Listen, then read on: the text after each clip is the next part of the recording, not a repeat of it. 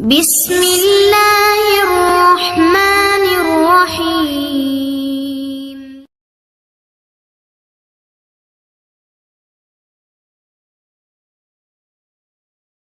الحمد لله رب العالمين والصلاة والسلام على أشرف الأنبياء والمرسلين نبينا محمد وعلى آله وصحبه أجمعين أما بعد. கண்ணியமிக்க சகோதர சகோதரிகளே, இன்றைய இந்த பதிவில் நாம் இன்ஷா அல்லாஹ் நோயாளிக்காக, நோய்வாய்ப்பட்ட ஒருவருக்காக செய்ய வேண்டிய ஒரு பிரார்த்தனையை, துவாவை பார்க்கலாம். அன்பானவர்களே, நம்மில் ஒருவர் நோயாளியாக இருந்தால், நோய்வாய்ப்பட்டால், நோயாளியை நலம் விசாரிப்பது என்பது மிக உயர்ந்த ஒரு குணமாகும். நோயாளியை நலம் விசாரிப்பது என்பது மிக மகத்தான ஒரு நன்மையாகும். அதற்கு ஹதீஸில் ஒன்றல்ல இரண்டல்ல பல்வேறு சிறப்புகள் சொல்லப்பட்டுள்ளன. ஒரு சிறப்பு என்ன? நோயாளியை நலம் விசாரிக்க சென்றால், நலம் விசாரித்து வரும் வரை, வீடு திரும்பும் வரை நாம் சொர்க்கத்தின் ஒரு சோலையில் இருக்கிறோம் என்று அர்த்தம்.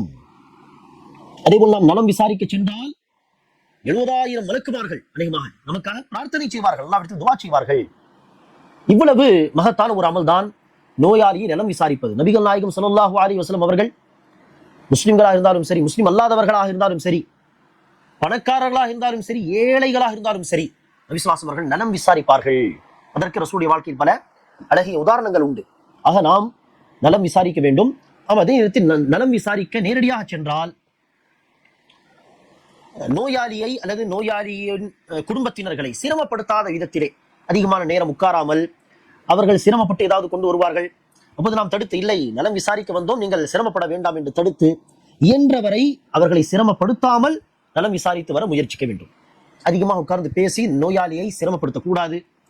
அதே போல பேசும் பொழுதும் மிக கவனமாக பேச வேண்டும். வார்த்தைகள், நம்முடைய வார்த்தைகளை கேட்டு நோயாளிக்கு ஒரு ஆறுதல் கிடைக்க வேண்டும், ஒரு நம்பிக்கை கிடைக்க வேண்டுமே தவிர, நம்முடைய வார்த்தைகளை கேட்டு அவர் ஏற்கனவே பயந்து இருப்பார், ஏற்கனவே சிரமத்தில் இருப்பார்.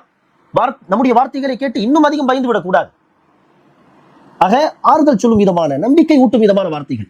நபி ஸல்லல்லாஹு அலைஹி வஸல்லம் நினைச்சுவார்கள், லா பஅஸ தஹூருன் இன்ஷா அல்லாஹ், எந்த பிரச்சனையும் இல்லை, உங்களுக்கு ஏற்பட்ட இந்த வலி, இந்த நோய்க்கு பதிலாக அல்லாஹ் உங்களுடைய பாவத்தை சுத்தம் செய்து விடுவான். தஹூருன் இன்ஷா அல்லாஹ், இந்த நோய் உங்களுடைய பாவங்களை போக்கக்கூடியதாக இருக்கும் இன்ஷா அல்லாஹ். அதுக்காக எந்த ஒரு நஷ்டமும் கிடையாது, இந்த நோய் வந்ததெல்லாம் நன்மைதான், நம்முடைய பாவங்கள் அளிக்கப்படும் என்று ஆறுதல் வார்த்தைகள்.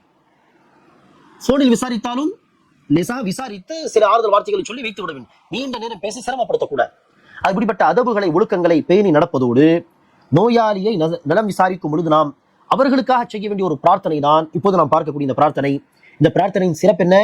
நபி ஸல்லல்லாஹு அலைஹி வஸல்லம் அவர்கள் சொன்னார்கள், ஒருவருக்கு மரண நேரம் வரவில்லை, இன்னும் நோயாளியாக இருக்கிறார், இன்ஷா அல்லாஹ் அந்த நோயை விட்டு அவர் மீண்டு வருவார், இறந்து போக மாட்டார், அல்லாஹ் இன்னும் அவருடைய மரண நேரத்தை விதிக்கவில்லை, இன்னும் டைம் இருக்கிறது அல்லாஹ்விடத்தில் விதியில் என்று சொன்னால், அப்படிப்பட்ட நோயாளி, இன்னும் மரண நேரம் வராத ஒரு நோயாளியாக இருந்தால் இந்த துஆவை அவருக்காக ஓதும் பொழுது இன்ஷா அல்லாஹ் ஷிஃபா என்பது உறுதி, ஷிஃபா நிச்சயமாக கிடைக்கும்.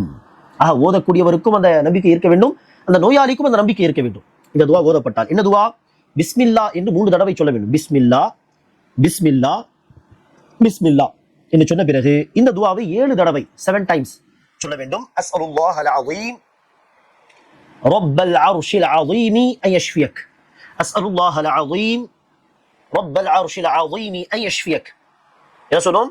பிஸ்மில்லா பிஸ்மில்லா பிஸ்மில்லா 3 தடவை சொல்லி அடுத்து இந்த துஆவை 7 தடவை. சரியா? அஸ்அலுல்லாஹல் அஸீம் ரப்பல் அர்ஷில் அஸீம் அன் யஷ்ஃபியக், அஸ்அலுல்லாஹல் அஸீம் ரப்பல் அர்ஷில் அஸீம் அன் யஷ்ஃபியக், அஸ்அலுல்லாஹல் அஸீம் ரப்பல் அர்ஷில் அஸீம் அன் யஷ்ஃபியக், அஸ்அலுல்லாஹல் அஸீம் ரப்பல் அர்ஷில் அஸீம் அன் யஷ்ஃபியக், அஸ்அலுல்லாஹல் அஸீம் ரப்பல் அர்ஷில் அஸீம் அன் யஷ்ஃபியக், அஸ்அலுல்லாஹல் அஸீம் ரப்பல் அர்ஷில் அஸீம் அன் யஷ்ஃபியக், அஸ்அலுல்லாஹல் அஸீம் ரப்பல் அர்ஷில் அஸீம் அன் யஷ்ஃபியக். இதன் அர்த்தம், மகத்தான அல்லாஹ்விடத்தில் நான் கேட்கிறேன், பிரார்த்தனை செய்கிறேன், ரப்பல் அர்ஷில் அஸீம், மகத்தான அர்ஷின் இறைவனாகிய அல்லாஹ்விடம் நான் துஆ செய்கிறேன், அன் யஷ்ஃபியக், உங்களுக்கு ஷிஃபா தரும்படி, உங்களுக்கு ஷிஃபா தர வேண்டும் என மகத்தான சிம்மாசனத்தின் அர்ஷின் இறைவனாகிய மகத்தான அந்த அல்லாஹ்விடத்தில் நான் கேட்டுக்கொள்கிறேன் என்கிற அழகான ஒரு பிரார்த்தனை இது. இதை நாம் நோயாளியை நலம் விசாரிக்கும் சமயத்திலே இந்த துஆவை நாம் செய்வோமாக. அல்லாஹ் சுப்ஹானஹு வ தஆலா நோய்வாய்ப்பட்ட மக்களுக்கு ஷிஃபா தருவானாக. அல்லாஹ் சுப்ஹானஹு வ தஆலா எல்லோருக்கும் ஸிஹ்ஹத்தை, ஆரோக்கியத்தையும் ஆஃபியத்தையும் வழங்குவானாக. அஸ்ஸலாமு அலைக்கும் வரஹ்மத்துல்லாஹி வபரகாத்துஹு.